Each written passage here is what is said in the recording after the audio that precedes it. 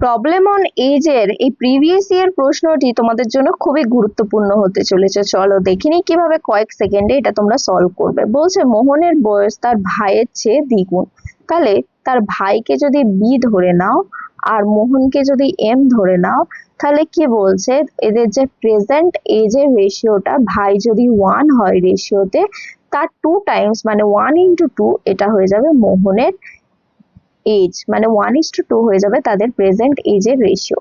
3 বছর আগে মানে এই প্রেজেন্ট থেকে তোমরা যদি কি করো 3 বছর পিছিয়ে আসো, সেখানে গিয়ে বলছে মোহনের বয়স ছিল তার ভাইয়ের 3 গুণ, মানে ভাই যদি 1 হয় তার 3 গুণ হয়ে যাবে কি মোহন, এটাকে 3 বছর আগে।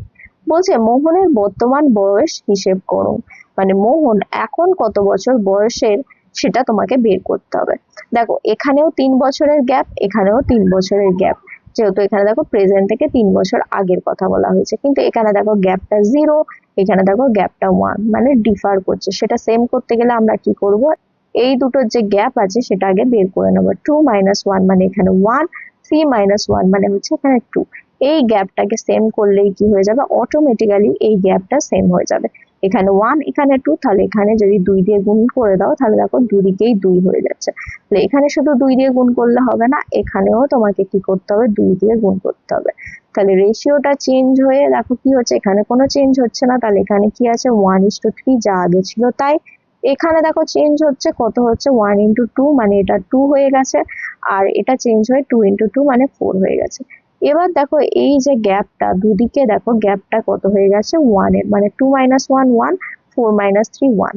কিন্তু এই 1 যেটা তোমাদের রেশিওতে বেরোলো সেটা অ্যাকচুয়ালে কত, 3 বছরের গ্যাপ, সেটা বলে দেওয়া আছে 3 বছর আগে মানে 3 বছরের গ্যাপ। তাহলে এই 1 থেকে অ্যাকচুয়াল যেটা 3, তাতে যেতে গেলে আমাকে 3 দিয়ে মাল্টিপ্লাই করতে হচ্ছে।